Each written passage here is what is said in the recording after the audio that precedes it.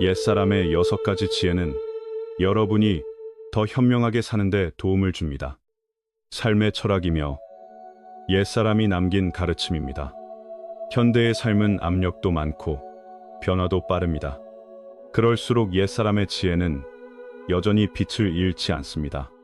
맹자는 옳고 그름을 가릴 줄 아는 사람이 총명한 사람이고 자신을 조절할 줄 아는 사람이 진정으로 지혜로운 사람이라고 말했습니다. 이런 깊이가 있기에 우리는 더 많이 아는 데서 그치지 않고 더 평안하게 살 수 있습니다. 오늘은 옛사람이 남긴 6가지 귀한 가르침을 함께 살펴보겠습니다. 이 이야기들은 삶을 바라보는 태도를 바꾸고 어려움 앞에서 마음을 세우는데 도움을 줄 수 있습니다. 하나씩 천천히 따라와 주시기 바랍니다. 첫째, 한결같은 충성심입니다.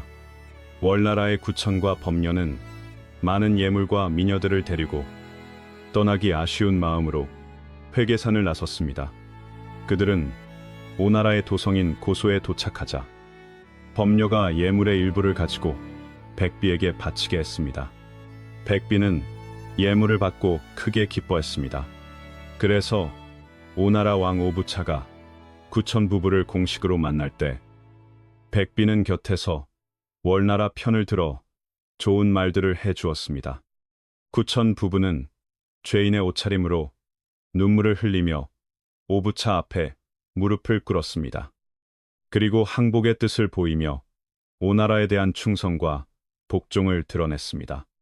겉으로는 한결같은 충성처럼 보이게 한 것입니다. 오부차는 구천과 그 신하들을 오나라에 오래 머물게 하여 인질로 삼았습니다. 그리고 그들에게 궁중에서 말을 기르는 일을 맡겼습니다. 구천의 군신은 오나라 선왕 함녀의 능묘 옆 2칸짜리 돌집에서 살게 되었습니다. 그 돌집은 습하고 어두웠고 햇빛이 거의 들지 않았습니다. 어디에나 곰팡이 냄새가 배어 있었습니다. 그들은 평민옷을 입고 거친 밥을 먹었습니다. 마시는 차도 묽고 싱거웠습니다. 날이 밝기 전이면 별과 달을 이고 나가 마구간을 쓸었습니다. 아침을 먹고 나면 말을 풀어 풀밭으로 몰아가 돌보아야 했습니다. 밤이 되면 다시 깨어 있어 말에게 풀을 더 주어야 했습니다. 구천은 어려서부터 왕실의 호화로운 삶을 살았습니다. 그래서 이런 고되고 더러운 일을 해본 적이 없었습니다. 몇 달이 지나자 몸은 여위고 얼굴빛은 검게 변했습니다. 늘 한숨을 쉬며 자신의 운명과 어두운 미래를 원망했습니다. 그 모습이 너무 지쳐 보였습니다. 범녀는 그를 보고 조용히 권했습니다. 대왕께서는 조금만 더 참고 견디셔야 합니다. 고통 속에서야 사람 위에 사람이 될 수 있습니다. 오늘의 굴욕을 참는 것은 내일 원한을 씻고 복수할 기회를 만들기 위함입니다. 우리 월나라는 대우의 후예이니 나라가 끊겨 제사를 이어갈 사람이 없어지는 일은 막아야 합니다. 핵심은 하나입니다. 지금의 인내가 내일의 길을 엽니다. 구천은 그 말을 듣고 연거푸 고개를 끄덕였습니다. 그는 눈물을 삼키며 가슴의 고통을 눌렀습니다. 그리고 잠 못 이루는 밤마다 눈물로 자신을 달랬습니다. 그렇게 버티며 하루하루를 견뎠습니다. 어느 날 오부차가 놀러 나가면서 일부러 구천을 불러 걸어서 말을 끌게 했습니다. 말이 너무 빨라 구천은 뛰어 따라가야 했고 땀이 비오듯 쏟아졌습니다. 걸음걸이도 몹시 초라해 보였습니다. 오나라 백성들은 손가락질하며 비웃었습니다. 저 사람이 월나라 왕 구천이 아니냐. 이제 우리 대왕의 말직이나 다름없다는 말들이 이어졌습니다. 그 말을 들은 구천은 수치심의 얼굴이 달아올랐습니다. 땅속으로라도 숨고 싶었습니다. 밤이 되어 돌집으로 돌아오자 구천은 분을 참지 못하고 범녀에게 말했습니다.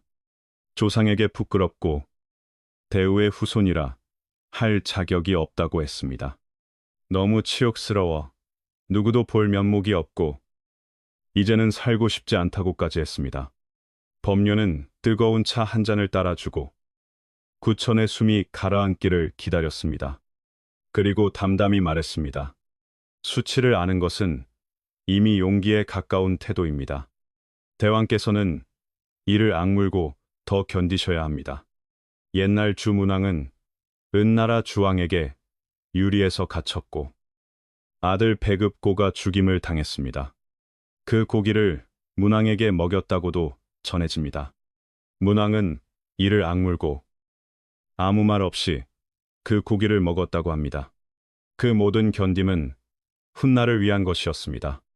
그래서 결국 문왕은 패배를 뒤집고 주왕을 무너뜨리며 주나라의 융성한 기반을 세우는 길로 나아갔다고 합니다. 이것은 옛날부터 내려오는 본보기이며 뒤에 사람들에게 남긴 가르침입니다. 핵심은 하나입니다.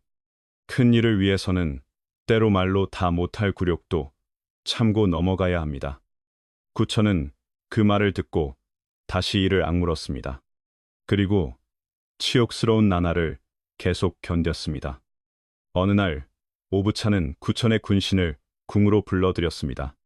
구천은 두려움에 떨며 무릎을 꿇었습니다. 그러나 법녀는 얼굴빛도 바꾸지 않았고 뒤에서 태연히 서 있었습니다. 오부차는 오래전부터 법녀의 이름을 들었기에 그를 자기 편으로 끌어들이고 싶어 했습니다. 법녀의 태도는 끝까지 겸손했습니다. 거만하지도 않았고 그렇다고 비굴하지도 않았습니다.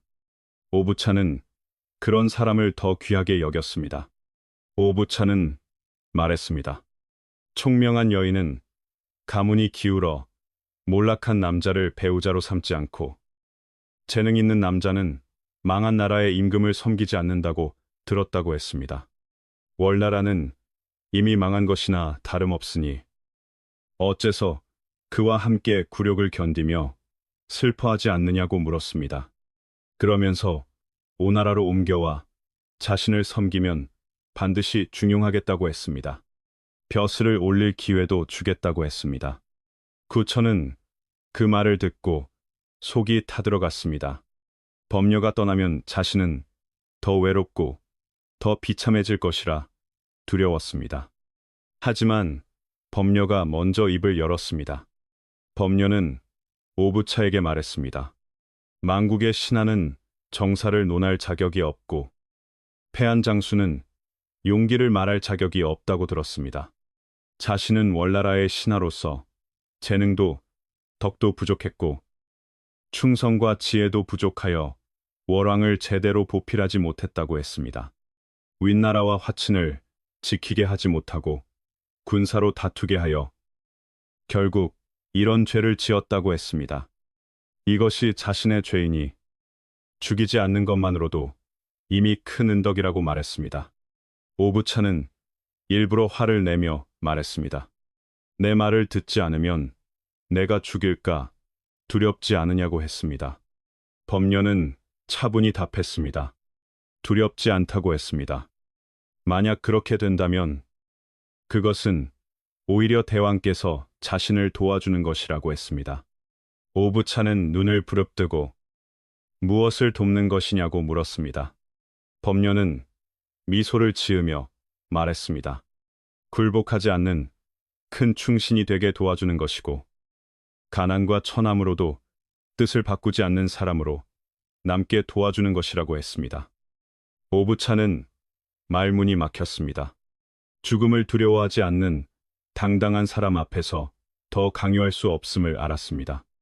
그래서 구천의 군신을 다시 돌집으로 돌려보내 계속 말을 기르게 했습니다. 세월은 빠르게 흘렀습니다. 구천이 오나라 땅에서 인질로 지낸 지 어느덧 새해가 되었습니다. 어느 날 오부차는 백비와 함께 높은 고소대에 올라 멀리 아래를 내려다 보았습니다. 낮은 곳의 돌집 앞에서 구천 부부는 땀을 흘리며 말똥을 치우고 있었고 법녀는 바삐 밥을 짓고 있었습니다. 비록 갇혀서 포로처럼 살고 있었지만 그들은 군신의 예를 흐트러뜨리지 않았고 부부 사이의 공경도 지켜냈습니다. 이 모습을 본 오부차는 마음이 흔들렸습니다. 오부차는 백비에게 말했습니다. 구천은 작은 나라의 왕이고 법녀도 작은 나라의 신하에 불과합니다. 그런데도 이런 환난 속에서 오랫동안 함께 지내며 예를 잃지 않으니 참으로 공경할 만하다고 했습니다. 백비는 공경할 뿐 아니라 가엾기도 하다고 답했습니다. 오부차는 고개를 끄덕이며 벌써 새해가 지났으니 더는 이렇게 고생시키고 싶지 않다고 했습니다. 지금쯤 풀어주어도 되겠느냐고 물었습니다. 요점은 하나입니다. 겉으로 보이는 충성과 절도는 상대의 마음을 움직이게 합니다. 백비는 그 말을 듣고 속으로 크게 기뻐했습니다. 그는 월나라에서 문종이 보내오는 예물을 계속 받아왔고, 그래서 구천을 풀어주도록 오부차를 설득할 생각이 이미 있었습니다. 백비는 오부차에게 대왕께서 이미 큰 은혜를 베푸셨다고 말했습니다. 길을 멀리 가보면 말의 힘을 알 수 있고, 가까이 오래 지내보면 사람의 마음을 알 수 있다고도 했습니다. 지난 새해 동안 구천은 대왕을 원망하지도 않았고 도망치려 하지도 않았으니 이미 완전히 복종한 것이라고 했습니다. 지금 풀어주시면 구천은 반드시 은덕을 잊지 않고 보답할 것이라고도 덧붙였습니다. 오부차는 듣고 나서 고개를 끄덕였습니다. 그리하라고 했습니다. 태사를 시켜 기리를 택해 월왕을 풀어주라고 명했습니다. 그날 밤 백비는 사람을 보내 돌집으로 기쁜 소식을 전하게 했습니다. 소식을 들은 구천은 기뻐서 크게 웃었고 그 말을 법녀에게도 전했습니다. 그러나 법녀는 잠시 생각하더니 침착하게 말했습니다. 대왕께서는 아직 기뻐하지 마십시오. 아직 오자서라는 큰 관문이 남아있다고 했습니다. 구천은 그 말을 듣자 기쁨이 곧바로 걱정으로 바뀌었고 고개를 떨군 채 풀이 죽었습니다. 구천은 오자서가 오나라에서 두 임금을 섬긴 노신이며 오부차가 왕위에 오르는 데에도 깊이 관여한 인물이라는 것을 알고 있었습니다. 오부차는 중요한 일마다 오자서의 의견을 묻곤 했습니다. 오자서는 오부차가 호랑이를 풀어 숲으로 돌려보내는 일을 늘 경계했다고 합니다. 오부차가 구천을 풀어주려 한다는 소식을 듣자 오자서는 크게 놀라 급히 궁으로 들어가 오부차를 만났습니다. 그리고 간절하고 성실한 목소리로 말했습니다. 대왕께서는 호랑이를 쉽게 숲으로 돌려보내서는 안 됩니다. 풀을 베어도 뿌리를 남기면 봄이 오면 다시 돋는 법이라고 했습니다. 오부차는 겉으로는 오자서가 지나치게 걱정한다고 말했지만 마음속은 흔들렸습니다. 그리고 구천을 죽여버릴까 하는 생각이 고개를 들기 시작했다고 합니다. 그래서 오부차는 결정을 내리기 전에 직접 구천을 불러 다시 살펴보려 했습니다. 그날 밤 백비는 다시 사람을 보내 구천에게 궁에서 부른다는 소식을 전했습니다. 소식을 들은 구천은 겁에 질렸고 법녀에게 어떻게 해야 하느냐고 물었습니다. 법녀는 대왕께서 두려워하지 마시라고 했습니다. 오부차가 이미 새해 동안 가두고도 죽이지 않았으니 갑자기 마음을 바꿔 당장 죽이기는 어렵다고 했습니다. 내일 조회에 들어가면 더 진심 어린 복종의 태도를 보이고 말도 더 겸손하게 낮추면 큰일이 없을 것이라고 했습니다. 요점은 하나입니다.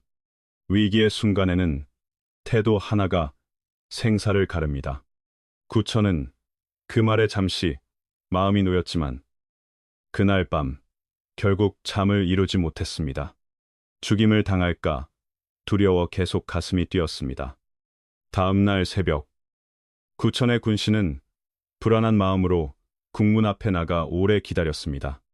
그런데 환관이 나와 오늘은 드릴 수 없다고 전했다고 합니다. 그들은 어쩔 수 없이 돌집으로 돌아왔습니다. 이튿날에도 그 다음 날에도 같은 일이 반복되었다고 합니다. 넷째 날이 되어서야 백비가 궁에서 나와 대왕이 병이 나셨으니 돌아가 기다리라고 말했습니다. 구천은 돌집으로 돌아온 뒤에도 죄인이 판결을 기다리는 것처럼 늘 불안해했습니다. 이때 범녀가 한 가지 계책을 짜냈습니다. 구천은 그 계책을 듣고 몹시 당황했지만 범녀가 다시 힘주어 권하자 마지못해 따르겠다고 했습니다. 그 무렵 오부차는 궁 안에서 며칠째 몸이 좋지 않았고 먹는 것도 맛이 없었다고 합니다. 어느 아침 날씨가 선선하자 백비가 문안하며 아뢰었습니다. 구천이 대왕께 문안드리러 왔다고 했습니다. 오부차는 짜증이 나서 만나지 않겠다고 했습니다. 그러자 백비는 구천이 의술을 조금 안다고 하며 충성을 보이기 위해 직접 살펴보고 싶어 한다고 전했습니다. 오부차는 잠시 생각하다가 드리라고 했습니다. 백비는 구천을 데리고 침전으로 들어갔습니다. 오부차는 용상에 누워 있었고 속이 더부룩해 대변이 마려운 상태였다고 합니다. 환관이 통을 가져오자 오부차가 용변을 보았습니다. 그때 구천은 물러서지 않고 말했습니다. 자신은 예전에 동해의 명의에게 비법을 전해받아 환자의 대변 빛깔을 보고 냄새와 맛을 살펴 병의 기륭을 판단할 줄 안다고 했습니다. 오부차는 정말 내 대변을 맛보겠느냐고 물었습니다. 구천은 고개를 끄덕였습니다. 오부차는 속으로 기이하다고 여겼습니다. 세상에 누가 내 대변을 맛보려 하겠느냐고 생각한 것입니다. 그래서 그날은 구천의 진심을 시험해보고 싶어졌다고 합니다. 오부차가 용변을 마치자 구천은 작은 숟가락으로 한 숟갈을 떠서 눈으로 자세히 살폈습니다. 그리고 혀로 대변을 맛보았습니다. 오부차와 백비는 눈짓을 주고받으며 구천을 더 부추겼다고 합니다. 구천은 맛을 본 뒤 오부차 앞에 무릎을 꿇고 말했습니다. 대왕께 경하드린다고 했습니다. 열흘 안에 병이 낫는다고 했습니다. 오부차는 어째서 아느냐고 물었습니다. 구천은 대변은 오곡에서 나오고 사람은 오곡을 먹으니 온갖 병이 생긴다고 했습니다. 대변의 맛이 그때의 기후와 맞으면 살고 기후와 어긋나면 죽는다고 말했습니다. 지금 대왕의 대변은 쓴맛 속에 신맛이 있어 봄과 여름의 기후와 완전히 들어맞는다고 했습니다. 그래서 몸 안의 독기가 이미 밖으로 빠져나갔고 곧 회복된다고 했습니다. 요점은 하나입니다. 구천은 인간으로서의 수치까지 내놓아 살아 돌아갈 길을 만들었습니다. 오부차는 크게 기뻐하며 칭찬했습니다. 신하가 임금을 섬기고 자식이 아버지를 섬기는 일도 이와 같다고 했습니다. 군부의 대변을 맛보는 일을 누가 감히 하겠느냐고 물으며 백비에게도 할 수 있겠느냐고 했습니다. 백비는 솔직히 자신은 못한다고 했습니다. 오부차는 백비뿐 아니라 자기 태자도 못할 것이라고 했습니다. 그런데 구천이 감히 이렇게 했으니 그의 충성은 남들보다 훨씬 크다고 말했습니다. 백비도 맞장구치며 월왕이 대왕을 공경하고 사랑하는 마음이 신하가 임금을 섬기는 것보다 더하고 자식이 아버지를 섬기는 것보다 더하다고까지 말했습니다. 오부차는 기분 좋게 말했습니다. 월왕은 돌아가 쉬고 있으라고 했습니다. 병이 완전히 나으면 직접 전송하여 월나라로 돌려보내겠다고 했습니다. 오늘의 마음은 반드시 보답하겠다고도 했습니다. 구천은 급히 머리를 조아려 감사하고 물러났습니다. 국문을 나서는 순간 구천은 입안에 남은 악취 때문에 구역질이 치밀었다고 합니다. 그는 곁에서 걷는 범녀를 노려보며 이 계책 때문에 자신은 사람으로서의 체면이 조금도 남지 않았다고 말하고 싶어졌습니다. 그러나 법녀는 손짓으로 조용히 하라고 했습니다. 사람들이 들으면 안 된다고 낮게 말했습니다. 열흘이 지나자 과연 부차의 병세는 말대로 나아졌다고 합니다. 부차는 조서를 내려 월왕구천과 그 신하들을 본국으로 돌려보내고 앞으로 두 나라가 오래 화친하겠다고 약속했습니다. 오자선은 이 소식을 듣자 곧바로 나서서 만류했습니다. 그러나 부차는 노하여 말했습니다. 왜 자꾸 내 뜻을 거스르느냐고 했습니다. 내가 중병에 걸렸을 때 그대는 어디에 있었느냐고도 했습니다. 구천은 내 친아들보다도 더 나를 사랑하는 듯 보였고 내 대변까지 맛보았는데 그대는 무엇을 했느냐고 몰아붙였습니다. 그러니 다시는 구천을 헐뜯는 말을 하지 말라고 했고 더는 듣지 않겠다고 못 박았습니다. 구천의 이야기는 큰 뜻을 이루기 위한 인내와 끝까지 견디는 힘을 보여주는 깊은 교훈이라고 합니다. 월나라가 기울었을 때 구천은 굴욕을 감수하고 인질이 되어 고되고 모욕적인 삶을 여러 해 버텼습니다. 어려움 속에서도 포기하지 않고 때를 기다렸으며 그 과정에서 법녀는 참는 힘이 결국 다시 일어서는 힘이라고 거듭 일깨웠습니다. 때로는 잠시 자존심을 내려놓고 굴욕을 견디는 것이 힘을 보존하고 판을 뒤집을 기회를 만드는 길이 될 수 있다는 것입니다. 이 이야기는 우리에게도 말합니다. 멀리 내다보는 눈과 오래 견디는 마음이 있어야 합니다. 당장 참기 어려운 일을 받아들이는 순간도 필요합니다. 큰 목표를 위해서는 그만큼의 인내와 희생이 따른다고 합니다. 그렇게 버틴 사람만이 결국 기회를 붙잡는다고 합니다. 둘째는 사랑과 미인에 관한 이야기입니다. 어느 가을 아침, 하늘은 맑고 투명했습니다. 기러기 떼가 사람인 자 모양으로 남쪽을 향해 날아갔다고 합니다. 고소성을 떠난 구천의 군신은 마치 새장 밖으로 나온 새처럼 자유의 공기를 깊이 들이마셨습니다. 새해 동안의 억눌림이 너무 답답했기 때문입니다. 법녀는 채찍을 쥐고 호화로운 마차를 몰았습니다. 마차 안에는 구천 부부가 왕의 옷을 갖춰 입고 나란히 앉아 있었습니다. 말발굽 소리가 길 위를 두드리며 마차는 쏜살같이 달렸습니다. 그런데도 그들은 느리다고 느꼈고 한 걸음에라도 조국에 닿고 싶어 했습니다.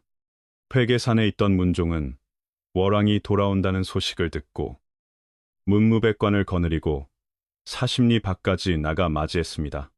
군신이 서로 마주하자 마치 다른 세상에서 다시 만난 듯했고 모두 눈물이 흘러내렸다고 합니다. 구천은 감격하며 오늘 살아 돌아온 것은 범대부의 공이 크다고 했습니다. 법녀는 그것은 대왕께서 뜻을 굳게 지키고 모든 고난을 견딘 덕이라고 말했습니다. 법녀는 대왕께서 돌집에서 지낸 새해의 고통을 절대 잊지 말고 나라를 부강하게 만들라고 당부했습니다. 그래야 오나라에 대한 원한도 언젠가 갚을 수 있다고 했습니다. 구천은 궁으로 돌아온 뒤 편히 즐기려 하지 않았습니다. 그는 군자의 복수는 10년이 지나도 늦지 않다는 옛말을 가슴에 새겼다고 합니다. 모든 것을 처음부터 다시 시작했습니다. 법녀에게는 군사와 계책을 맡겨 병력을 키우고 정예를 단련하게 했습니다. 문종에게는 조정을 맡겨 나라 살림을 다지게 했습니다. 두 대신의 보필 아래 구천은 늘 인재를 모으고 노인을 공경하며 아이들을 아꼈다고 합니다. 생산을 장려하고 백성을 돌보았다고도 합니다. 왕은 먹는 것과 사는 것을 검소하게 했고 장작 위에 눕고 쓸개를 맛본다는 각오로 자신을 다그쳤다고 합니다. 매일 누군가를 시켜 구천이여 회계산의 치욕을 잊었느냐 하고 되묻게도 했습니다. 법녀는 도성을 수리하고 성벽을 높이며 해자를 깊게 팠습니다. 그런데도 성문 가운데 서북쪽으로 난 문은 절대로 닫지 못하게 했습니다. 오나라에 영원히 복종하는 듯 보이기 위한 장치였고, 일부러 문을 열어두어 공격할 뜻이 없음을 드러낸 것입니다. 이 소문을 들은 부차는 월나라가 감히 배반하지 못하리라 더욱 믿었다고 합니다. 세월이 흐르는 동안 월나라의 군신은 한마음이었고, 군과 백성도 뜻을 모았습니다. 온 나라가 생산과 군사 훈련에 힘썼고, 인구도 점점 늘었다고 합니다. 어느 날 조정의 회의 자리에서 구천이 물었습니다. 내가 귀국한 지 벌써 새해가 되었는데 이제 군사를 일으켜 오나라를 쳐서 옛 원한을 갚아도 되겠느냐는 것이었습니다. 법료가 나서서 말했습니다. 마음이 급해도 뜨거운 죽을 한 입에 삼킬 수는 없다고 했습니다. 오나라를 치는 일은 큰 일이니 조급해서는 안 된다고 했습니다. 오나라는 중원을 노리며 패자를 다투려 하고 아직 국력이 강하다고도 했습니다. 오자서 같은 명장이 여전히 권세를 쥐고 있으니 하늘이 아직 기회를 주지 않았다고 말했습니다. 문종도 말했습니다. 먼저 적의 내부를 흐트러뜨리고 의지를 소모시키고 재물을 탕진하게 만든 뒤 기회를 기다려야 한다고 했습니다. 그 뒤에 쳐도 늦지 않다고 했습니다. 구천은 두 대신의 말이 옳다고 하며 따르겠다고 했습니다. 문종은 또 말했습니다. 하늘을 나는 새도 맛있는 먹이에 죽고 물속의 물고기도 기름진 미끼에 죽는다고 했습니다.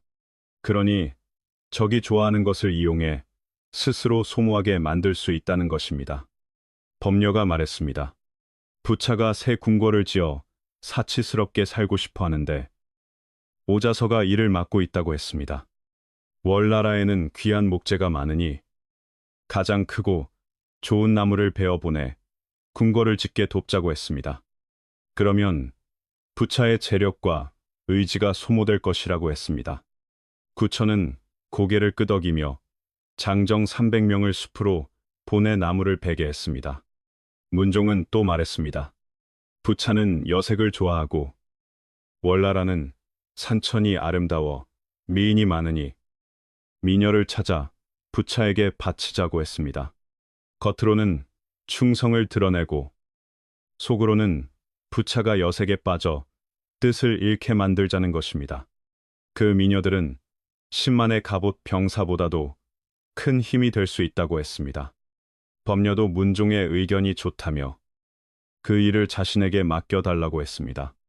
구천은 허락하며 법녀가 세상 속을 다녀 미인이 어디 있는지 이미 알 것이라고 말했습니다. 그때 법녀의 마음은 이미 한 곳으로 달려가고 있었습니다. 그는 예전에 가본 적 있는 절하산 아래 절하촌을 떠올렸습니다. 작은 시냇가에서 실을 빨던 서씨의 모습이 눈앞에 선했다고 합니다. 서씨는 법녀를 사랑했고 법녀 또한 서씨를 사랑했다고 합니다. 그런데 오나라가 갑자기 월나라를 쳐 두 사람은 헤어졌고 그 뒤로 법녀는 인질로 오나라에 가 있는 새해 동안도 서씨의 그림자를 늘 마음속에 품고 있었다고 합니다. 하지만 나라의 운명이 위태롭고 자신의 목숨도 알 수 없을 때 그는 사랑을 앞세울 수 없었습니다. 귀국한 뒤에도 조정의 일이 산더미였고 큰 신하로서 나라의 원한이 풀리기 전에는 사사로운 일을 생각할 수 없다고 여겼습니다. 게다가 여러 해가 지났으니 서씨가 이미 혼인했을지도 모른다고도 생각했습니다. 그런데 이번에 미녀를 뽑으려 하자 서씨의 모습이 다시 마음을 흔들었습니다. 절하촌을 한 번 더 가보자는 생각이 들었습니다. 법녀가 절하촌의 시씨 집에 다시 나타나자 서씨는 미친 듯이 기뻐했다고 합니다. 법녀는 서씨가 아직 미혼이라는 사실에 놀라 말문이 막혔다고 합니다. 법녀가 시씨에게 물었습니다. 따님이 이미 20살은 넘었을 텐데 어째서 아직 혼인을 정하지 않았느냐고 했습니다. 시씨는 한숨을 쉬며 답했습니다. 딸은 성정이 강하고 눈이 높았다고 합니다. 혼인 이야기가 나오면 나라가 환난 중이니 혼사는 조금 늦어도 괜찮다고 했다는 것입니다. 그렇게 해마다 미루다 오늘에 이르렀다고 했습니다. 범녀는 조심스레 떠보았습니다. 혹시 서씨가 어떤 사람을 기다리는 것이냐고 했습니다. 시씨는 젊은 여인의 속마음은 늙은 부모에게도 쉽게 말하지 않는다고 답했습니다. 범녀는 절하촌에 머물며 지방 관리들을 재촉해 곳곳에서 미녀를 찾게 했습니다. 어느 날 해질 무렵 범녀는 혼자 마을 어귀를 지나 강가를 따라 걸었습니다. 하늘은 어스름했고 바람은 거의 없었습니다. 나뭇잎도 꼼짝하지 않았습니다. 그때 강가에서 실을 빨고 있는 한 여인의 그림자가 보였습니다. 그 모습이 서씨와 너무 닮아 범녀는 급히 다가갔습니다. 그리고 정말로 그 여인은 서씨였습니다. 두 사람은 서로를 바라보며 오래 말없이 서 있었다고 합니다. 서씨는 예전처럼 젊고 아름다웠습니다. 키도 너무 크지 않았고 너무 작지도 않았습니다. 살도 너무 찌지 않았고 너무 마르지도 않았습니다.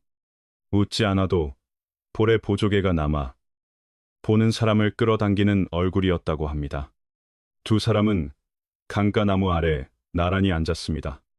밤의 어둠이 천천히 그들을 덮었습니다. 범녀는 자신 때문에 서씨가 오랜 세월을 기다렸다는 것을 알고 마음이 무거웠습니다. 그는 미안하다고 했습니다. 서씨는 애써 웃으며 말했습니다. 그것은 범녀의 탓이 아니라 부차의 흉포함 탓이라고 했습니다. 자신의 운명이 고달팠을 뿐이라고도 했습니다. 하지만 하늘은 눈이 있어 자신은 기다렸고 범녀도 돌아왔다고 말했습니다.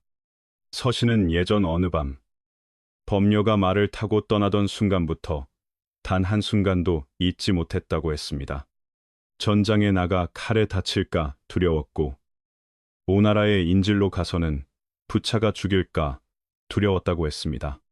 여러 번 땅에 엎드려 하늘에 빌며 무사히 돌아오게 해달라고 기도했다고 했습니다. 범녀와 구천이 무사히 돌아왔다는 소식을 들었을 때는 기뻐서 미칠 것 같았다고 했습니다. 서씨는 여러 번 도성으로 찾아가고 싶었지만 나라의 원한이 아직 풀리지 않았고 범녀는 조정의 일을 셀 수 없이 처리해야 하니 그를 괴롭히고 싶지 않았다고 했습니다. 그래서 그저 믿었다고 했습니다. 범녀가 자신을 잊지 않을 것이고 반드시 돌아올 것이라고 말입니다.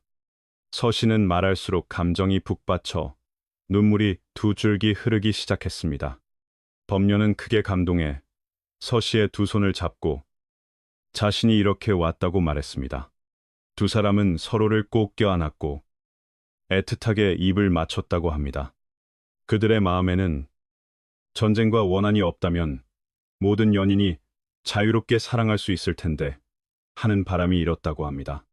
그때 서늘한 바람이 불어와 뜨거웠던 가슴이 조금 식었습니다. 서씨는 딜에 차분해지며 말했습니다. 이번에 범녀가 온 것은 개인의 일 때문이 아니라 사명이 있어서라고 했습니다. 미녀를 뽑으러 온 것이지 아내를 찾으러 온 것이 아니라는 것을 이미 알고 있다고 했습니다. 오랜 기다림이 헛되었을까 두렵지만 범녀가 말하기 전에 자신이 먼저 말하겠다고 했습니다. 범녀에게 부담을 주고 싶지 않다고 했습니다. 그리고 자신은 그 사명을 돕겠다고 했습니다. 범녀는 놀라 물었습니다. 오나라로 갈 준비가 되어 있다는 뜻이냐고 했습니다. 서씨는 단호히 답했습니다. 그렇다고 했습니다. 두 사람의 사사로운 일은 나라의 원한에 비하면 너무 작다고 했습니다. 자신의 미모라면 부차의 마음을 무르게 만들 수 있고 자신은 10만 갑병에 맞먹을 수 있다고까지 말했습니다. 범녀의 마음속에 자신의 모습만 남아있다면 한 여인의 아름다움으로 나라를 구하러 가는 것을 기꺼이 감수하겠다고 했습니다. 범녀의 마음은 거센 바람이 부는 강물처럼 크게 요동쳤다고 합니다. 사람들은 사랑이 본래 이기적이라고 말합니다. 세상에 누가 자기 사랑하는 사람을 남에게 바치겠습니까? 범녀는 당장 서씨와 혼인하고 다른 미녀를 찾아 오나라에 바치고 싶었습니다. 그러나 서씨보다 더 뛰어난 미녀를 찾기 어려웠습니다. 서씨의 친구 정단도 아름다웠지만 서씨와 비교하면 한참 모자랐습니다. 서씨는 겉모습만 아름다운 것이 아니었습니다. 마음까지 곱고 깊었습니다. 그런 서씨를 오나라로 보내 적의 마음을 흔드는 일은 새로운 전장을 여는 것과 같았습니다. 10만의 갑옷 병사보다 더 헤아리기 어려운 힘이 될 수 있었습니다. 범녀도 서씨처럼 사랑하는 마음이 있었지만 조국을 더 사랑했습니다. 요점은 하나입니다. 큰 뜻 앞에서는 개인의 마음이 찢겨도 결단을 해야 합니다. 범녀는 고통을 억누르고 서씨에게 말했습니다. 월나라가 아직 환난이 많으니 부디 나라를 위해 손해를 감수해 달라고 했습니다. 그리고 몇 해만 더 기다려 달라고 했습니다. 서씨는 기다리겠다고 하면서도 원한을 갚고 난 뒤에는 자신이 시들어 꽃잎이 떨어졌을까 두렵다고 했습니다. 범녀는 하늘과 땅에 맹세하듯 평생 마음 깊이 서씨를 사랑하겠다고 말했습니다. 또 두 사람은 같은 전장에서 함께 힘쓰는 것이라고 했습니다. 언젠가 함께 웃으며 살고 다시는 헤어지지 않는 날이 올 것이라고 했습니다. 이렇게 해서 미녀를 뽑는 일은 전국으로 퍼져나갔습니다. 여러 번의 선발 끝에 20명의 미녀가 뽑혔습니다. 그래서 서씨는 1번, 정단은 2번으로 정해졌습니다. 구천은 그들을 불러들여 여러 차례 칭찬했습니다. 궁중의 악사에게 명하여 노래와 춤을 가르치게 했습니다. 그리고 범녀에게 그들을 데리고 오나라로 가서 바치게 했습니다. 부차가 서씨와 정단을 보자 마치 선녀가 내려온 듯하다고 느꼈습니다. 그의 눈은 미녀들에게 달라붙은 듯 떨어지지 않았습니다. 부차는 곧바로 그들을 후궁에 드리고 범녀에게 상을 내렸습니다. 그 자리에는 오자서도 있었습니다. 오자서는 즉시 나서서 간했습니다. 하나라가 마리로 망했고 은나라가 달기로 망했으며 주나라가 포사로 망했다는 말을 들었다고 했습니다. 미녀는 나라를 잃게 하는 화근이 될 수 있으니 궁에 들여서는 안 된다고 했습니다. 그러나 부차는 흥이 오른 상태였기에 오자서의 말을 들으려 하지 않았습니다. 부차는 역사 이야기를 들먹이며 말했습니다. 먹고 마시는 것과 남녀의 일은 인간의 큰 욕망이고 여색을 좋아하는 것은 남자의 천성이라고 했습니다. 자신은 국왕이며 후궁의 미인이 이미 많으니 미녀 둘이 더 들어온다고 무슨 상관이냐고 했습니다. 그리고 구천이 이렇게 미녀를 바쳐왔으니 그의 충성이 분명해졌다고도 말했습니다. 오자서에게는 쓸데없는 말로 흥을 깨지 말라고 했습니다. 핵심은 하나입니다. 욕망에 취한 사람은 경고를 듣지 않습니다. 서씨와 정단이 오나라 궁에 들어가자 부차는 두 사람을 특별히 총애했습니다. 얼마 지나지 않아 정단이 병으로 죽었다고 합니다. 그러자 서씨는 부차가 유일하게 사랑하는 미녀가 되었습니다. 부차는 서씨의 포로가 되어 날마다 함께 먹고 마시며 즐겼습니다. 조정의 일은 돌보지 않았고 후궁의 다른 궁녀들도 눈에 들어오지 않았습니다. 이때 서씨는 부차에게 얼굴을 굳히고 말했습니다. 대왕께서는 본래 총명한 군주인데 어째서 분과 향 속에서 뜻을 깎아먹느냐고 했습니다. 천하는 아직 안정되지 않았다고 했습니다. 월나라가 진심으로 복종한다고 해도 북쪽에는 노나라와 제나라가 있고 서쪽에는 초나라와 진나라가 있다고 했습니다. 그러니 패권을 다투어 역사의 이름을 남기라고 권했습니다. 부차는 그 말을 듣고 서씨를 새롭게 보았습니다. 서씨는 그저 총애를 다투는 여인이 아니라 정치를 아는 미인이라고 느낀 것입니다. 그래서 부차는 서씨를 더욱 사랑했고 늘 그의 말에 귀를 기울였습니다. 부차는 수많은 백성을 동원해 큰 운하를 파괴했습니다. 장강과 황하를 잇는 물길을 만들었다고 합니다. 부차는 전선을 타고 북쪽으로 나아가 노나라와 제나라를 여러 차례 쳤고 싸움마다 크게 이겼다고 합니다. 그 뒤 시간이 더 흐르자 오나라의 상국 오자서는 월나라가 계속 나라를 다지고 전쟁 준비를 한다는 소식을 들었습니다. 그런데도 부차는 자신의 간언을 받아들이지 않았습니다. 오자서는 오나라가 언젠가 망할 것이라 짐작했습니다. 그는 제나라의 사신으로 갈 때 아들 오봉을 제나라 대부 포식의 집에 맡겼다고 합니다. 이 일이 부차의 귀에 들어갔습니다. 게다가 백비가 곁에서 부추겼습니다. 부차는 크게 노하여 오자서가 왜곡과 내통에 사사로운 일을 도모한다고 몰아붙였습니다. 결국 오자서에게 자결을 명했습니다.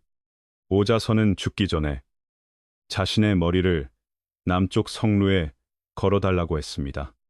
월나라 군대가 성으로 쳐들어오는 모습을 두 눈으로 보고 싶다고 했습니다. 오자서는 오나라의 명장이었습니다. 그 죽음은 부차가 스스로 가장 든든한 한 팔을 잘라낸 것과 같았습니다. 월나라의 군신은 이 소식을 듣고 크게 기뻐했습니다. 마침 부차가 중원으로 가서 황제의 회맹에 참가하며 진나라와 패자의 자리를 다투고 있었습니다. 범녀는 그 틈을 타 대군을 이끌고 오나라를 기습했습니다. 오나라 태자 효가 도성에 남아 맞서 싸웠지만 범녀에게 패하고 전장에서 죽었다고 합니다. 부차는 흉보를 듣자 급히 군사를 이끌고 돌아왔습니다. 그러나 월나라 군대에게 크게 패했습니다. 이때 부차는 오자서의 말을 듣지 않은 것을 후회하기 시작했습니다. 충신을 죽인 것이 큰 잘못이었음을 깨달았지만 이미 늦었습니다.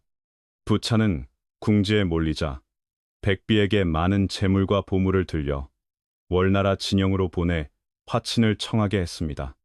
구천은 승리를 기뻐하면서도 화친 이야기를 듣고 망설였습니다. 범녀가 말했습니다. 일단은 화친을 받아들이는 것이 좋다고 했습니다.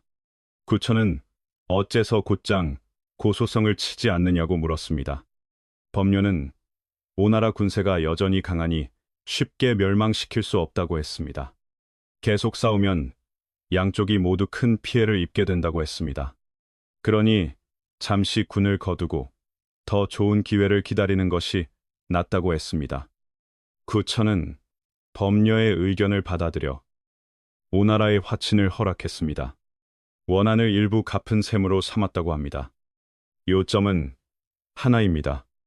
전쟁에서도 멈출 때를 아는 것이 지혜입니다. 화친이 이루어진 뒤 부차는 고소로 돌아갔지만 달라지지 않았다고 합니다. 그는 여전히 미색에 빠져 정사를 돌보지 않았고 궁전을 더 짓게 했으며 서씨를 위해 따로 호화로운 궁전 한 채를 마련했다고 합니다. 이런 사치는 오나라의 국고를 갈수록 비게 만들었습니다.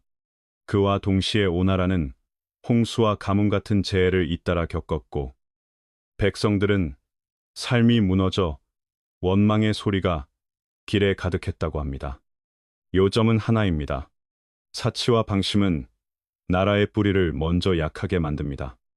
구천은 이런 소식을 듣고 범녀를 궁으로 불러 의논했습니다. 범녀는 이제 기회가 왔다고 말했습니다. 대왕께서는 나라의 모든 병력을 모아 오나라를 쳐서 끝을 내야 한다고 했습니다. 서기 407, 16년 3월 구천은 범녀에게 우군을 맡기고 문종에게 좌군을 맡기고 자신은 중군을 거느렸다고 합니다. 월나라 군대는 깃발을 세우고 북을 울리며 오나라로 진군했습니다. 출병에 앞서 법녀는 월왕을 대신해 장수들에게 선언했습니다.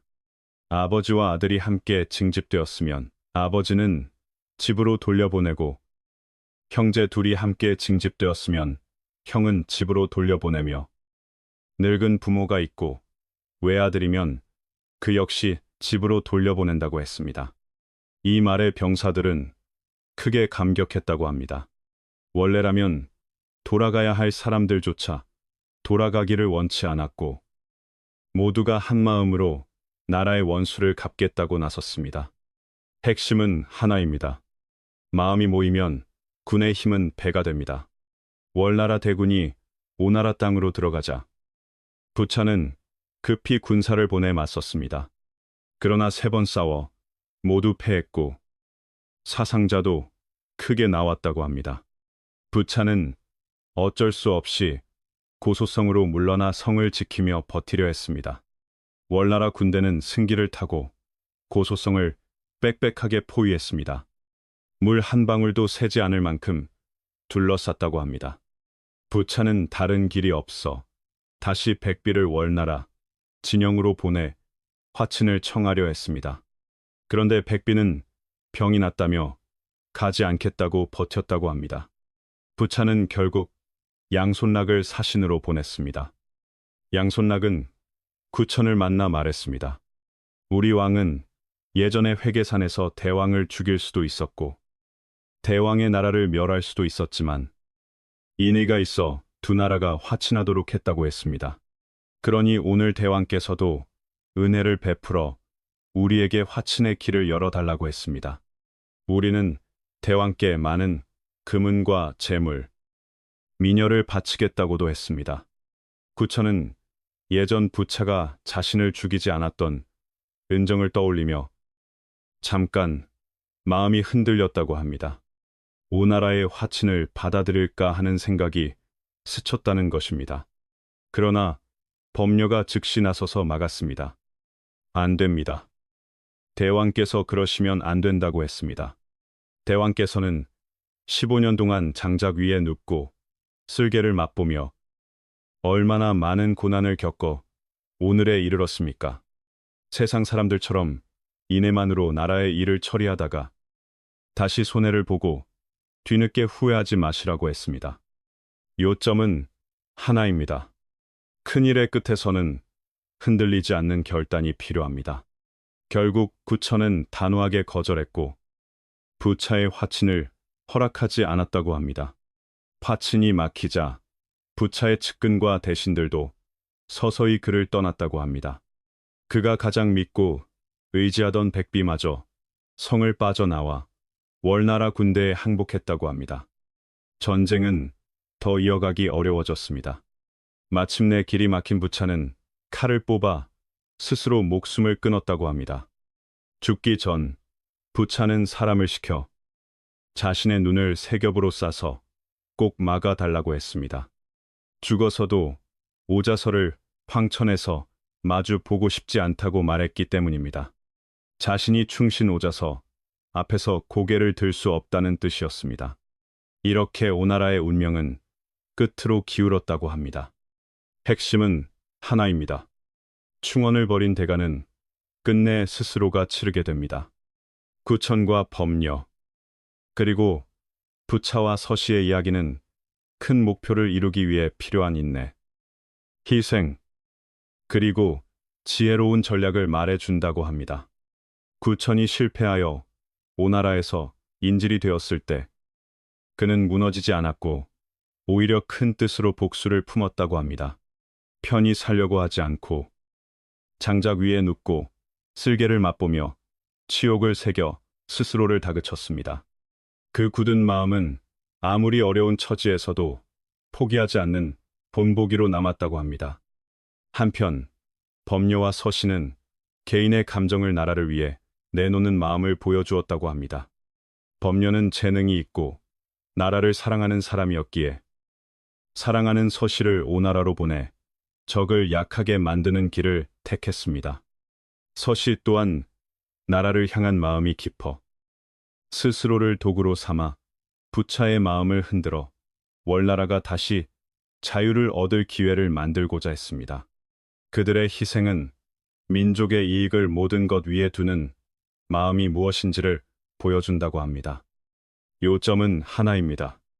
나라의 큰일 앞에서 어떤 사람은 사랑까지도 내려놓습니다.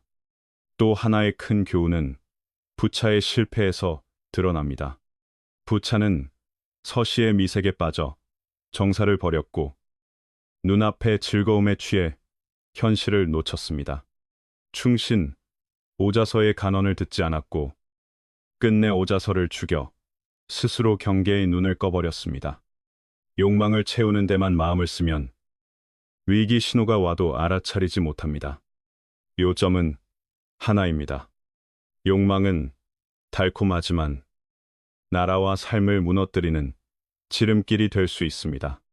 이 이야기는 삶에서도 같습니다. 큰 목표를 이루려면 기다릴 줄 알아야 하고, 때로는 소중한 것을 내려놓는 결단이 필요합니다. 성공은 꾸준함과 고난을 견디는 힘을 요구합니다. 또한 유혹 앞에서 늘 조심해야 하고, 경계를 늦추면 한순간에 무너질 수 있습니다. 개인이든 나라든 진심 어린 충고를 듣고 큰 이익을 위해 작은 욕심을 절제할 줄 알아야 합니다.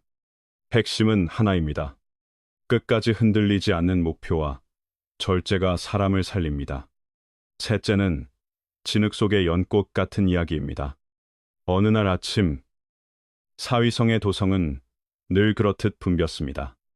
큰 길에는 말과 수레가 오가고 사람들은 화려한 옷을 입고 바쁘게 지나갔습니다. 가게마다 손님이 가득했고 발걸음, 소리와 말소리가 뒤섞여 소란했습니다. 그러나 골목 안쪽으로 들어가면 전혀 다른 세상이 펼쳐졌습니다. 그곳에는 가난과 어둠이 뚜렷했습니다.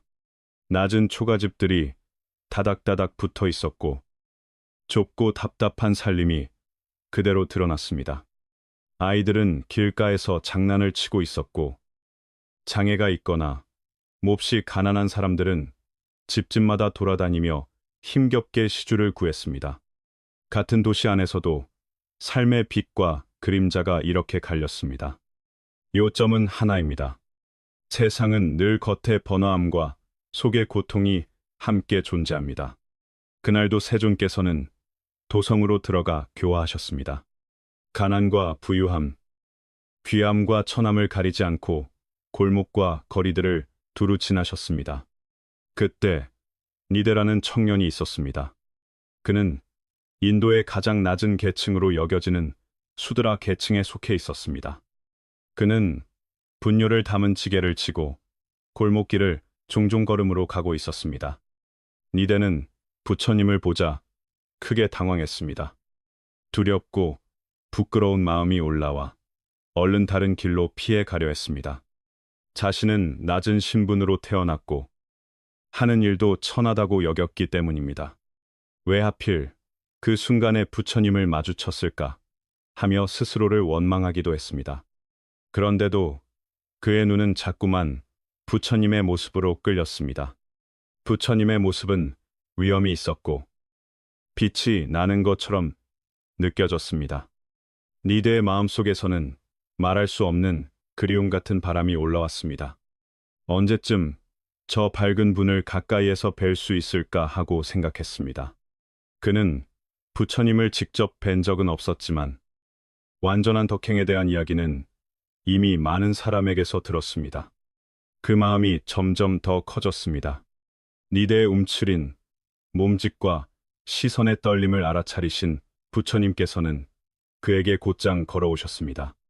니데는 부처님이 다가오시는 것을 보고 더 놀랐습니다. 자신은 가까이 할 자격이 없다고 여기며 황급히 피하려 했습니다. 혹시 누가 죄를 물을까 두렵기도 했습니다. 그때 부처님께서 멀리서 부드럽고 맑은 목소리로 말씀하셨습니다. 내 아들아, 누가 너에게 오는데 왜 피하느냐고 하셨습니다. 요점은 하나입니다.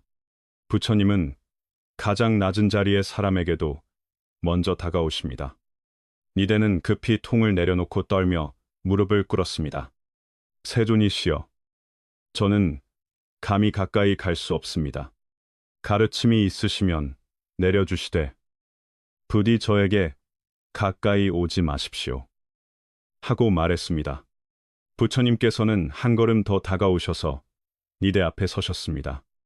니대는 얼굴빛이 푸르게 변할 만큼 겁을 먹고 고개를 숙였습니다. 부처님께서는 사랑이 담긴 미소로 말씀하셨습니다. 내 아들아, 누구도 너를 죄로 잡을 권리가 없다. 오늘은 네가 나에게 온 것이 아니라 내가 너에게 온 것이다. 그리고 지금의 나는 옛날 왕자 신분의 사람이 아니라 모든 중생의 사람이다. 특히 고통 속에 있는 사람들의 사람이다. 나는 너에게 몇 가지 이야기를 해주고 싶다. 하고 말씀하셨습니다.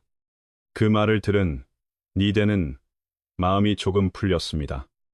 두려움이 서서히 가라앉고 부처님을 존경하는 눈으로 올려다보게 되었습니다. 자신 같은 가난한 사람도 세존의 돌봄을 받을 수 있다는 것이 믿기지 않았습니다.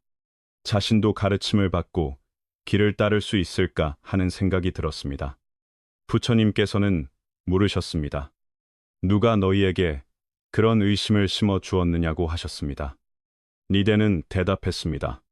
바라문 수행자들이 말하기를 자기들 계층과 크샤트리아 계층만이 성인과 교류할 수 있고 같은 계층끼리만 어울릴 수 있다고 했습니다. 우리 같은 낮은 계층은 그들이 하는 일을 해서는 안 되고 평생 그들을 섬겨야 한다고 했습니다. 니대는 더 말하려 했지만 부처님께서 말씀을 이으셨습니다. 부처님께서는 니대에게 물으셨습니다. 나는 미신과 편견을 깨뜨리고 신의 권력에 기대는 마음을 끊어 중생을 평등하고 안락한 삶으로 이끌기 위해 세상에 왔다. 너는 그 사실을 모르느냐고 하셨습니다. 그리고 다시 물으셨습니다. 이제 너는 밝고 평안한 삶을 살고 싶으냐? 나와 가까이에서 살고 싶으냐고 하셨습니다. 니대는 감격하여 눈물이 날 것 같았습니다. 그것은 평생 이룰 수 없다고 생각했던 바람이었습니다. 니대는 말했습니다. 만약 세존께서 저를 건져주신다면 그것은 제게 큰 복입니다. 부처님께서는 부드럽게 니대의 손을 잡고 가까운 강가로 데리고 가셨습니다. 니대는 씻은 뒤 부처님을 따라 기원정사로 갔고 부처님과 승가의 허락을 받아 비구가 되었습니다. 이후 그는 정진하여 마침내 수다원과 아라한의 과위에 이르렀다고 합니다. 요점은 하나입니다. 출신이 아니라 수행과 덕행이 사람을 바꿉니다. 그 뒤로 바사닉 왕은 마음이 편치 않았다고 합니다. 부처님은 석가족의 출신인데 제자들 가운데 아래 계층 사람도 많다는 점이 이해되지 않았습니다. 그런데 이번에는 분뇨를 나르던 니대까지 제자로 받아들였다는 소식을 들으니 불평이 더 커졌다고 합니다. 그는 스스로 생각하기에 니대에게 예를 올릴 수는 없다고 중얼거렸다고 합니다. 그래서 바사닉 왕은 신하들과 함께 기원정사로 가서 니대를 비구로 받지 말아 달라고 청하려 했다고 합니다. 정사로 들어가는 문 앞에 이르렀을 때 한 비구가 큰 돌 위에 앉아 낡은 옷을 기워 꿰매고 있었다고 합니다. 왕이 그 비구에게 부탁해 부처님께 전해달라 하자 그 비구는 고개를 끄덕였습니다. 그런데 그 비구가 곧바로 돌을 통과하듯 사라졌다고 합니다. 왕과 신하들은 놀라고 두려웠지만 동시에 크게 탐복했다고 합니다. 잠시 뒤 그 비구는 다시 같은 돌에서 나타났다고 합니다. 그리고 부처님께서 왕을 만나 주시겠다고 하니 들어가도 된다고 전했습니다. 바사닉 왕은 급히 안으로 들어가 부처님께 예를 올린 뒤 방금 그 비구가 누구인지 물었습니다. 단단한 돌을 가볍게 지나드는 신통이 있으니 이름이 무엇이냐고도 물었습니다. 부처님께서는 그가 바로 니대라고 말씀하셨다고 합니다. 한 달쯤 전 사위성에서 분뇨를 지고 다니던 그 사람이며 이제는 아라한의 과위를 이루어 그런 힘이 있다고 하셨다고 합니다. 핵심은 하나입니다. 사람의 가치는 출신이 아니라 닦아 이룬 덕과 지혜에 있습니다. 왕이 잠시 말없이 생각에 잠기자 부처님께서는 부드럽게 비유를 들어 말씀하셨다고 합니다. 진흙탕에서 피어난 연꽃은 향기가 맑고 모양이 아름답습니다. 그렇다면 왕은 그 연꽃을 좋아하지 않겠느냐고 물으셨다고 합니다. 왕은 꽃이 아름답고 향기롭다면 누구나 귀하게 여기고 꺾어 감상하고 싶어 할 것이라고 답했습니다. 부처님께서는 그와 같다고 하셨다고 합니다. 계층은 사람이 나눈 구분일 뿐이며 덕을 바꾸고 지혜를 닦아 성현이 되었다면 지혜로운 이는 마땅히 공경하고 공양해야 하지 않겠느냐고 하셨다고 합니다. 왕은 성현이라면 마땅히 공경하고 공양해야 한다고 답했습니다. 부처님께서는 왕이 참으로 밝게 깨달았다고 칭찬하셨다고 합니다. 마치 햇빛이 구름을 걷어내듯 그 말씀은 왕의 마음에 있던 멸시와 혐오의 생각을 걷어냈다고 합니다. 그 뒤 왕은 니대를 진심으로 존경하게 되었고 정문에서 만났던 그 비구가 얼마나 뛰어난 덕과 수행을 갖추었는지도 새롭게 보게 되었다고 합니다. 바사닉 왕은 다음날 니대 아라한을 도성으로 초청해 왕실과 백성에게 교화해 달라고 청했고 자신도 공양을 올리고 싶다고 했습니다. 부처님께서 이를 허락하셨다고 합니다. 왕과 신하들은 다시 정문으로 나가 니대 아라한을 직접 모셔 청했고 니대가 이를 받아들이자 왕은 크게 기뻐했다고 합니다. 돌아오는 길에 왕은 부처님이야말로 평등의 현현이며 그 승가 또한 재능과 덕을 갖춘 훌륭한 공동체라고 거듭 찬탄했다고 합니다. 다음날 아침 왕은 예물을 준비하고 궁정을 단정히 꾸며 부처님과 니대를 맞이했다고 합니다. 부처님과 니대가 왕궁에 이르자 도성의 백성들은 크게 놀라고 호기심을 품었다고 합니다. 예전에 분뇨를 지고 다니던 니대가 비구의 가사를 입고 고요하고 당당한 풍모로 빛나는 듯 했기 때문입니다. 부처님과 니대가 대전에 들어서자 엄숙한 분위기 속에서 부처님은 자비와 평등, 그리고 괴로운 윤회의 굴레에서 벗어나는 길을 설하셨다고 합니다. 부처님은 어떤 계층이든 어떤 지위이든 수행하고 탐욕과 성냄과 어리석음을 내려놓으면 지혜와 안락에 이를 수 있다고 가르치셨다고 합니다. 바사닉 왕은 그 말씀을 듣고 사람의 참된 가치는 출신이나 계층이 아니라 자비의 마음과 깨어있음과 지혜에 있음을 깨달았다고 합니다. 그는 자신의 낡은 편견을 부끄러워하며 앞으로는 부처님의 가르침을 따라 살겠다고 마음을 세웠다고 합니다. 그 법문을 들은 왕실과 백성들도 부처님의 자비와 지혜를 느꼈다고 합니다. 니대는 청정한 모습으로 모든 중생에게 열려있는 깨달음의 길을 몸으로 보여주는 상징이 되었다고 합니다. 니대는 더 이상 분뇨를 나르는 사람이 아니라 진리를 깨닫고 분별을 넘어선 수행자가 되었다고 합니다. 그 뒤로 니대는 승가에서 존경받는 비구 가운데 한 사람으로 자리했다고 합니다. 이 이야기는 사위성에 널리 퍼졌고 사람들은 점점 더 분명히 알게 되었다고 합니다. 사람의 값은 태어난 자리보다 쌓아올린 품성과 자비와 지혜에 달려있다는 사실을 말입니다. 이 깨달음은 한 개인만 바꾸는 것이 아니라 세상을 바라보는 눈도 바꿉니다. 요점은 하나입니다. 진흙에서 피어난 연꽃은 진흙으로 평가할 수 없습니다. 막다른 길의 도둑은 몰아붙이지 마십시오. 악하고 간사한 사람을 뿌리째 없애고 싶다면 먼저 그에게 뉘우칠 길을 열어주어야 한다고 합니다.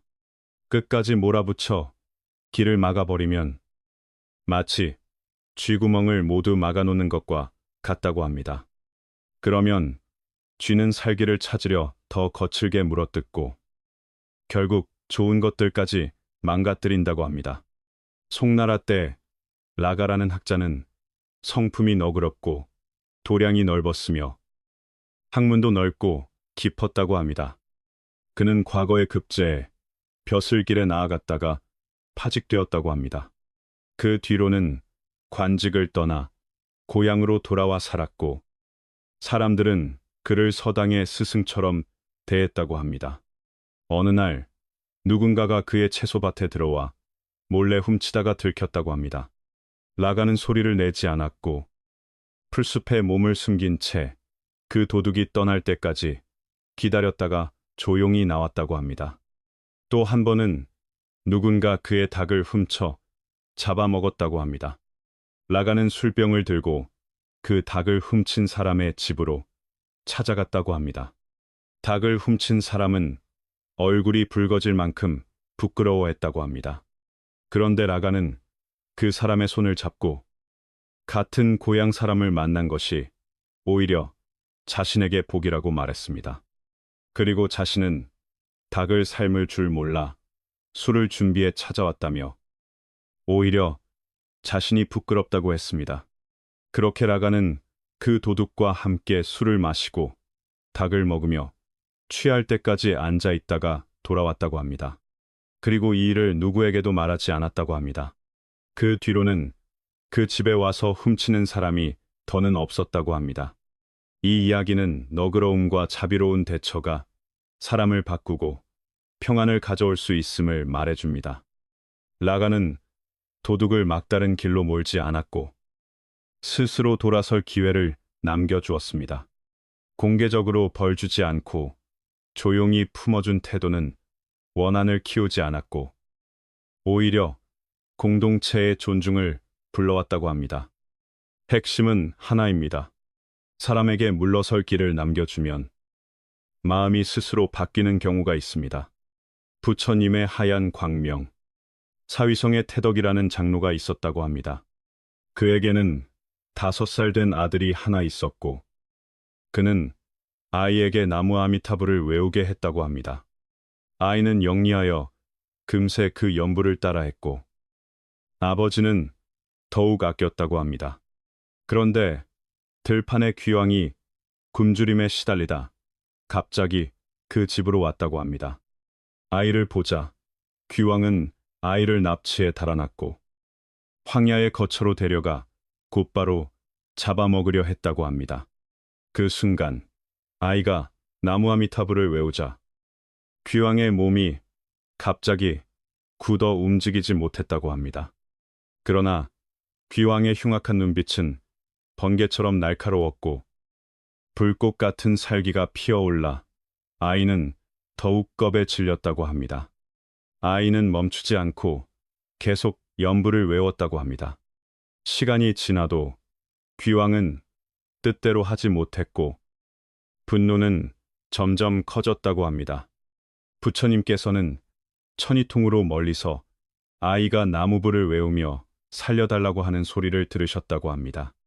그래서 곧바로 신통으로 황야에 이르러 흰빛의 하얀 광명을 내어 아이를 보호하셨습니다. 그런데 귀왕은 부처님께서 오셨는데도 두려워하지 않았다고 합니다. 오히려 그 흰 광명이 귀왕의 마음속 분노의 불길을 더 키워 미친 듯이 날뛰게 만들었다고 합니다. 귀왕은 큰 바위를 들어 부처님께 던지려 했습니다. 그때 부처님께서는 화광산매에 드시어 황야를 불로 태워버리셨다고 합니다. 사나운 불길이 치솟아 온 땅을 비출 만큼 밝았고 그 불빛 가운데에는 셀 수 없이 많은 화불이 나타났다고 합니다. 그럼에도 귀왕은 사악하고 교화하기 어려워 끝내 참회하지도 항복하지도 않았다고 합니다. 그때 한 금강신이 이를 보고 크게 노하여 한 손에는 금강절을 들고 다른 손에는 큰 검을 휘두르며 귀왕을 베려는 듯 다가왔다고 합니다. 귀왕은 겁에 질려 아이를 끌어안은 채 부처님 앞에 엎드려 세존이시여 자비로 제 목숨을 살려주십시오 하고 빌었다고 합니다. 부처님께서는 아버지 같은 마음으로 아무리 악한 존재라 해도 진심으로 참회하면 용서할 준비가 되어 계셨다고 합니다. 금강씨는 귀왕을 꾸짖으며 어찌하여 아직도 불법, 승에 귀하지 않느냐고 다그쳤다고 합니다. 귀왕은 떨며 말했습니다. 자신은 본래 사람의 살을 먹고 피를 마시며 살았는데 이제 살생을 하지 말라면 무엇을 먹고 살겠느냐고 물었다고 합니다. 부처님께서는 걱정하지 말라고 하셨습니다. 살생하지 않는 계를 지키면 부처님께서 제자들에게 음식을 보시하게 하여 당신의 법이 다할 때까지 굶지 않게 하겠다고 하셨다고 합니다. 귀왕은 그 말을 듣고 크게 기뻐하여 곧바로 삼기오계를 받아 지켰다고 합니다. 그리고 금강신을 향해 감사의 뜻을 전하며 가르침 덕분에 감로의 물을 마시고 무상의 법맛을 얻어 미혹의 길을 버리고 바른 길로 돌아왔다고 말했다고 합니다. 아이는 마침내 구원을 받았고 장로 태덕은 아이를 안고 부처님께 출가를 청했다고 합니다. 그 뒤 그는 매우 정진하여 믿음이 굳어졌다고 합니다. 부처님께서는 스스로 마음을 내어 믿고 수행하는 것이 가장 좋지만 어리석은 중생은 바깥에 압박이 있어야 뉘우치고 믿음으로 수행하기도 한다고 하셨다고 합니다. 이것을 역증상현이라고 부른다고 합니다. 요점은 하나입니다. 거센 시련이 오히려 마음을 돌이키게 하는 인연이 되기도 합니다. 이 이야기는 삶에서 진심과 자비가 얼마나 큰 힘이 되는지를 말해줍니다. 아이는 어린 나이였지만 나무불을 외우는 마음이 선한 기운이 되어 위태로운 순간에 스스로를 지켜냈다고 합니다. 그 간절함이 귀왕을 움직이지 못하게 했고 마침내 부처님께서 나타나 아이를 구하셨다고 합니다. 귀왕은 사악하고 이기적인 마음을 상징하지만 부처님의 끝없는 자비와 금강신의 엄정한 경책 앞에서 결국 자기 잘못을 느끼고 돌아섰다고 합니다. 부처님께서는 벌을 앞세우기보다 귀와 수행의 길을 열어 악한 마음을 바꾸게 하셨다고 합니다. 이 이야기를 통해 알게 됩니다. 사람이 큰 잘못을 저질렀다 해도 참회하고 선으로 향하면 돌아설 길이 남아있다는 점입니다. 또한 역증상현처럼 어려움과 두려움이 때로는 스스로를 돌아보게 하고 바른 길로 향하게 하는 힘이 될 수 있다고 합니다. 삶에서 맞닥뜨리는 고난이나 실수도 마음을 깨우는 계기가 될 수 있다는 뜻입니다. 핵심은 자비와 깨달음이 한 사람의 운명을 바꾸는 문을 열어준다는 것입니다. 유비는 자가 현덕이며 한나라 황실의 후손이라고 합니다. 그러나 삼국시대의 다른 인물들처럼 강한 배경이나 권력을 가진 출신은 아니었고 집안은 가난했다고 합니다. 그럼에도 어린 시절부터 큰 뜻과 의로운 기풍을 드러냈다고 합니다. 핵심은 하나입니다. 출발이 약해도 뜻이 크면 길이 열릴 수 있습니다. 유비는 재능과 바른 마음을 바탕으로 관우와 장비와 의형제를 맺었다고 합니다. 세 사람은 끈끈한 관계로 함께하며 많은 풍파를 견뎠다고 합니다. 유비의 지향은 분명했습니다. 한나라를 다시 일으키고 천하를 바로잡는 것이었습니다. 수많은 실패와 어려움을 겪어도 그 뜻을 놓지 않았다고 합니다. 유비는 인자하고 덕이 있으며 사람을 대하는 태도가 부드러웠다고 합니다. 그래서 여러 장수와 인재들의 마음을 얻을 수 있었다고 합니다. 그 가운데 가장 대표적인 인물이 제갈량입니다. 유비가 3번이나 초려를 찾아가 제갈량을 모셔오려 한 일은 그의 인내와 겸손, 그리고 앞을 보는 눈을 드러낸다고 합니다. 그 진심이 제갈량의 마음을 움직여 제갈량이 유비에게 충성을 다하며 힘을 다해 돕게 되었다고 합니다. 요점은 하나입니다. 사람의 마음을 얻는 힘은 겸손과 진심에서 나옵니다. 유비는 거의 아무것도 없는 상태에서 시작했습니다. 처음에는 소수의 충성스러운 사람들만 곁에 두었다고 합니다. 난세 속에서 그는 조조 같은 큰 세력의 추격을 피하려 이곳저곳을 옮겨 다녀야 했다고 합니다. 그러나 유비는 끈기와 외교적 능력으로 조금씩 세력을 만들고 명성을 쌓았다고 합니다. 마침내 기회를 잡아 성도에 들어가 총나라를 세우고 황제를 칭하며 촉한의 기반을 놓았다고 합니다.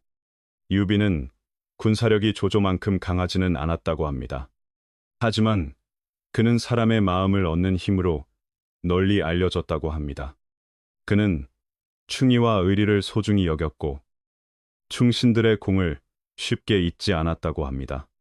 형주를 맡아 다스리던 시절에는 인덕을 베풀고 백성의 삶을 돌보는 정책을 펴 형주 사람들이 유비를 사랑하고 존경했다고 합니다. 이런 신뢰와 인자함 덕분에 조은, 마초, 황충, 방통 같은 장수와 지략가들이 모여들었다고 합니다. 핵심은 하나입니다. 권력보다 신뢰가 오래갑니다. 그러나 유비에게도 가슴 아픈 일이 있었습니다. 의형제 관우가 송권의 오나라 세력에 의해 전쟁 중 죽임을 당한 사건입니다. 이 일로 유비는 크게 분노했고 제갈량과 여러 장수들의 만류에도 불구하고 오나라를 치러 나가 복수하려 했다고 합니다. 하지만 그 원정은 차라 뜻대로 되지 않았습니다. 이릉 전투에서 유비의 군대는 오나라의 장수 육손에게 크게 패했다고 합니다. 이 패배와 의형제를 잃은 슬픔은 유비의 몸과 마음을 크게 상하게 했다고 합니다. 이릉 이후 유비는 성도로 물러났고 오래 지나지 않아 세상을 떠났다고 합니다. 죽기 전에 유비는 아들 유선을 제갈량에게 맡기며 나라의 모든 일을 부탁했다고 합니다. 제갈량의 재능과 충성을 절대적으로 믿는다는 뜻을 드러낸 것입니다. 또 유비는 유선이 나라를 다스릴 능력이 부족하다면 제갈량이 대신할 수도 있다고까지 말했으며 이는 한나라를 다시 일으키려는 대회 앞에서 자신의 집안보다 나라를 먼저 두려 한 책임감으로 전해집니다. 유비는 끝내 중국을 통일하는 꿈을 이루지 못했지만 인자함과 끈기, 높은 이상을 남겼다고 합니다. 후세 사람들은 그를 밝은 군주로 칭송했고 그의 행적과 품성은 중국 문화에서 충의의 상징으로 여겨진다고 합니다. 요점은 하나입니다. 이루지 못한 꿈이 있어도 남기는 품격은 사람을 오래 살게 합니다. 유비는 인자함과 끈기로 남는 가르침을 남겼습니다. 가난한 출신이고 큰 세력이 없었어도 두 손으로 길을 열었습니다. 그 힘은 곧 바른 마음과 큰 뜻이었습니다. 진심으로 사람을 대하고 인재를 존중했기에 함께 고생할 사람들이 모였습니다. 요점은 하나입니다. 사람을 얻는 것이 결국 길을 얻는 일입니다. 3번이나 초려를 찾아가 제갈량을 청한 일은 유비의 겸손과 원대한 안목을 보여줍니다. 큰 일을 이루려면 고개를 낮출 줄 알아야 한다는 뜻입니다. 또한 인자함과 덕은 사람의 마음을 붙잡는 가장 단단한 기반이 됩니다. 삶이 아무리 요동쳐도 그 기반 위에서는 다시 일어설 수 있습니다. 요점은 하나입니다. 오래가는 힘은 덕과 신뢰에서 나옵니다. 비록 유비는 천하를 통일하는 꿈을 끝내 이루지 못했습니다. 그러나 인의와 책임, 그리고 끝까지 놓지 않은 이상은 후대에 남았습니다. 그래서 사람들은 그를 충의의 상징으로 기억합니다. 이루지 못한 결과보다 그 과정의 품격이 더 오래 사람을 살립니다. 핵심은 끝까지 품격을 잃지 않는 것입니다. 이처럼 삶에는 파도와 바람이 끊이지 않습니다. 그래도 옛사람의 가르침은 늘 길을 비추는 빛이 됩니다. 각 이야기마다 여러분이 가져갈 값은 한 가지가 있습니다. 그것을 마음에 담으면 더 평안하고 더 지혜롭게 살 수 있습니다. 때로는 작은 깨달음 하나가 긴 인생의 방향을 바꿉니다. 끝까지 함께 해주셔서 감사합니다. 이런 이야기들이 도움이 되셨다면 다음 내용도 놓치지 않도록 구독해 두시면 좋겠습니다. 오늘 하루도 평안하시고 기운이 가득하시길 바랍니다. 선택의 순간마다 마음의 평안과 지혜를 찾으시길 바랍니다.